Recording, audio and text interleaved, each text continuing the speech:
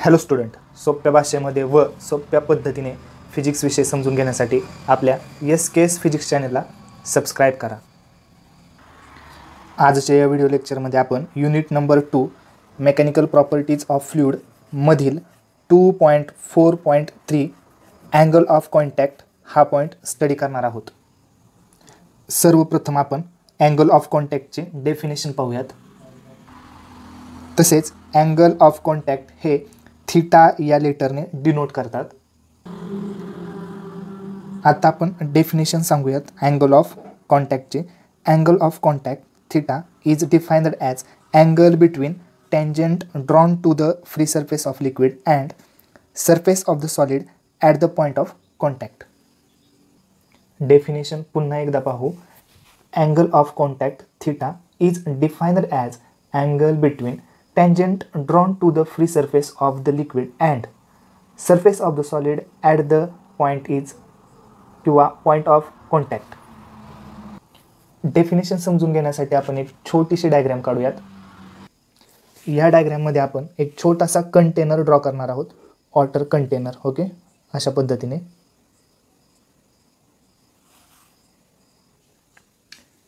याच्यामध्ये आपण डेफिनेशनमध्ये सांगितल्याप्रमाणे लिक्विड फिल करूयात. मी अशा पद्धतीने लिक्विड फिल केलेलं आहे. हे अशा पद्धतीने याच्यामध्ये लिक्विड असणार आहे. ओके, त्याचबरोबर या लिक्विडचा फ्री सरफेस हा काय असणार आहे? Free surface of the liquid.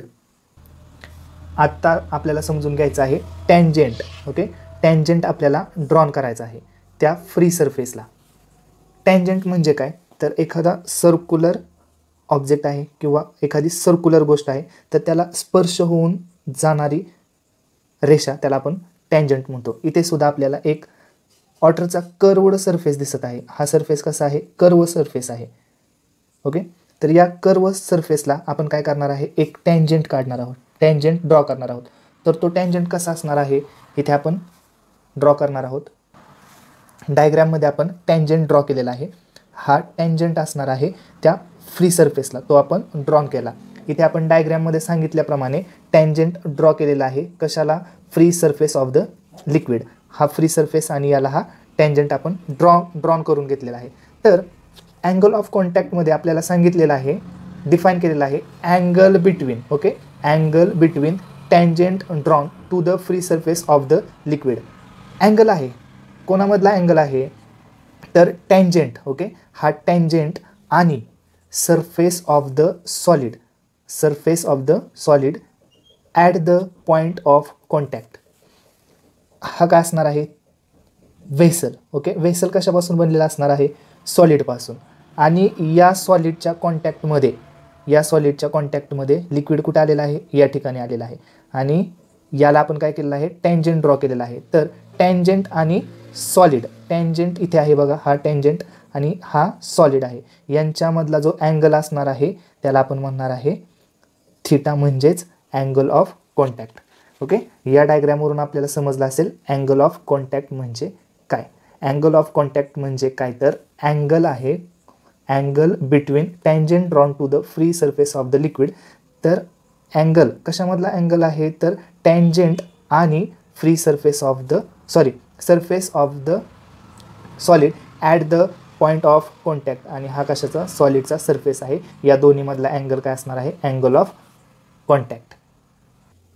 स्क्रीनवरती तुम्हाला 2 पिक्चर दिसत असतील, 2 टेस्ट ट्यूब दिसत असतील. त्याच्यामध्ये आपण वेगवेगळे लिक्विड्स फिल केलेले आहेत. त्यांचा जर आपण फ्री सरफेस पाहिला तर त्यांच्या फ्री सरफेसला आपल्याला वेगवेगळे 2 शेप पाहायला भेटतात. एक आहे जो H2O म्हणजे वॉटरसाठी आहे, तो आहे कॉन्केव. आणि जो मर्क्युरी HG, मर्क्युरीसाठी कॉन्व्हेक्स. अशा 2 प्रकारचे 2 शेप आपल्याला तिथे पाहायला भेटतात.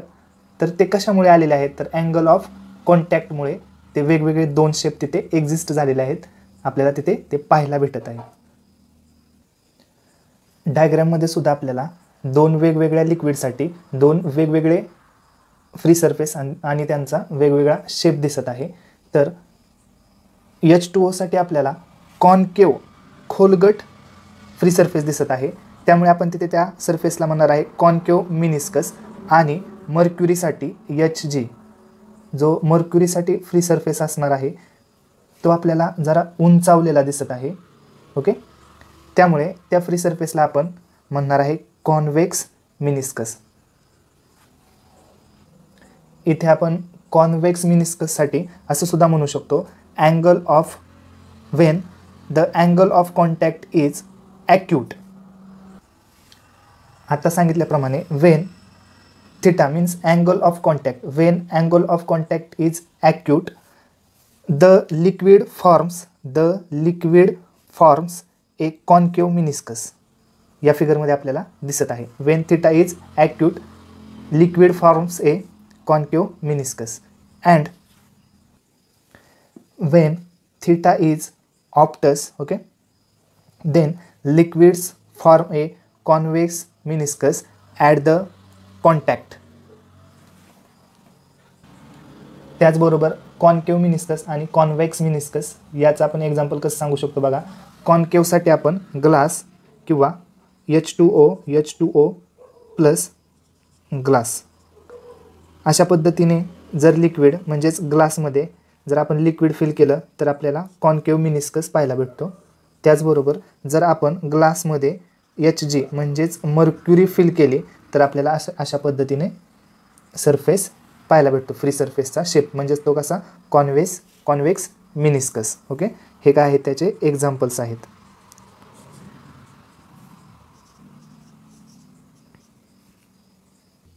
इथे जर आपण पाहिलं तर आपल्या असं लक्षात येतं की पहिल्या डायग्राममध्ये